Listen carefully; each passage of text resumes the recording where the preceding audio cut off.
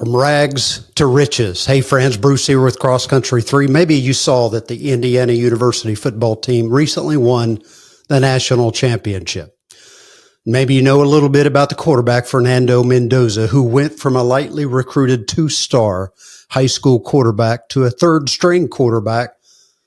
And then he won the Heisman Trophy as the best player in college football, and then the college football national championship. Indeed, from rags to riches. You see, dear friends, it turns out that it's cool to care, to be yourself, to go as hard as you can with discipline and care. In an era when people are terrified of being labeled cringe, Mendoza led Indiana Hoosiers' historic turnaround this season with his heart. And he did so with his heart fully exposed and unmistakable sincerity. After guiding the Hoosiers to the Big Ten championship victory over Ohio State, Mendoza fought back tears in a raw post-game interview. One of the commentators even said an absurd statement like this: "Did Mendoza just lose the Heisman Trophy with that interview?" Because he was simply sharing his heart. A week later, Fernando Mendoza won the Heisman Trophy. Soon thereafter, the national championship. He cried during that speech after winning the Heisman Trophy as well. This is what he said: "I want every kid out there who feels overlooked, underestimated, to know that I was you. I was that kid. I was in your shoes.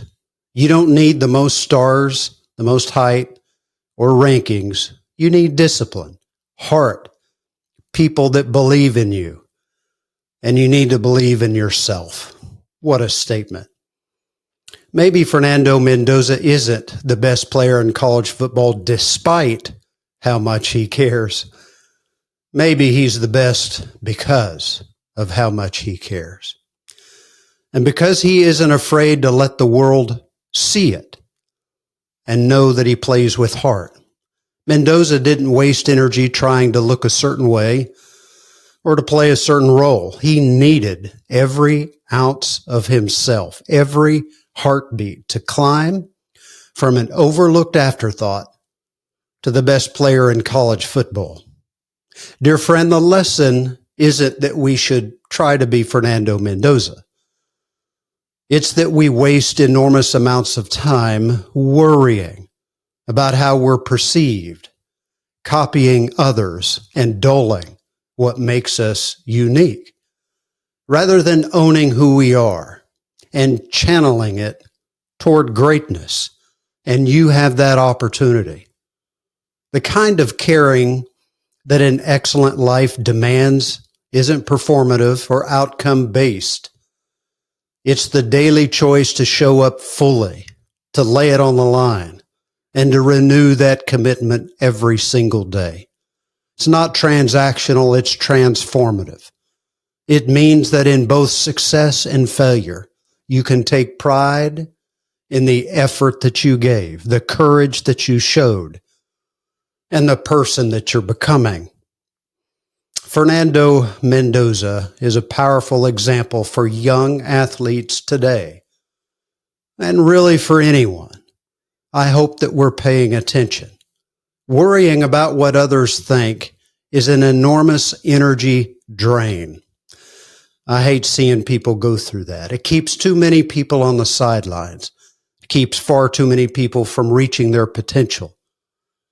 Comfort with who you are paired with total effort can be a superpower.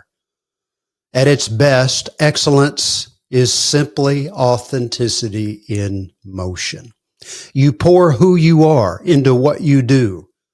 You don't need to fit someone else's definition of greatness, someone else's expectations of you.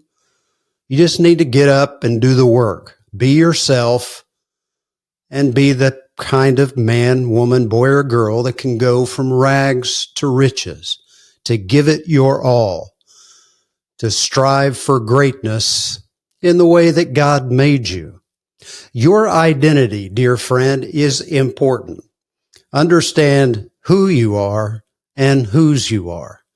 And then let God build you, move you, shape you, into the kind of person that you have the potential to be.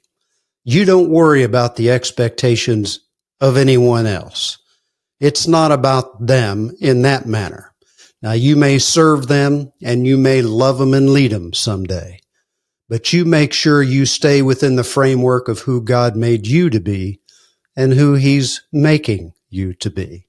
From rags to riches, Mendoza showed us how that can be done, and he's modeling it with great care right now. I appreciate his effort and his energy, and I hope you do too. I also know this. You may be the kind of boy or girl, man or woman, that can go from rags to riches. But let me remind you of this.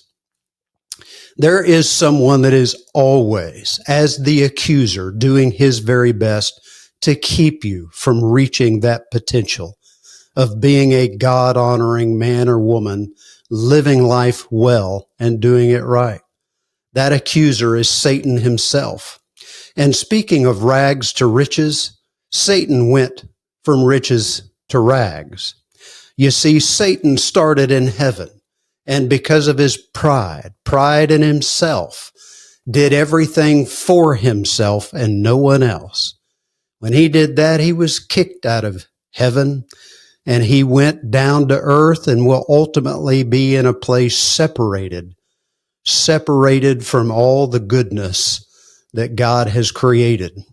He'll go to a place where he will be forever.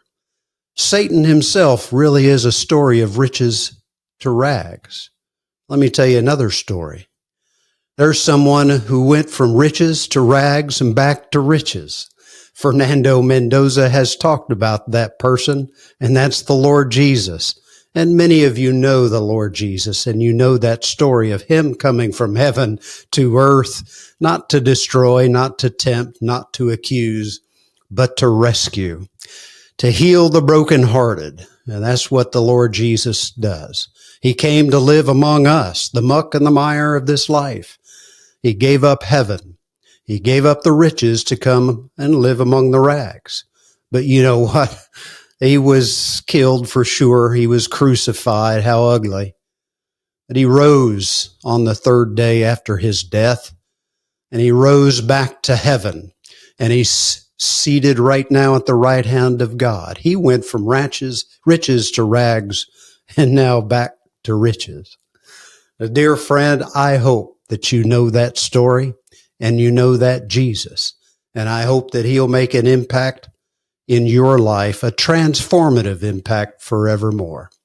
No matter who you are, no matter where you come from, I know this, you can be a rags to riches story. Stay the course, stay humble, give it your all, and watch God do his magnificent work in your life. I believe that you can do that, and I believe he can do that in you. Until next time, Godspeed.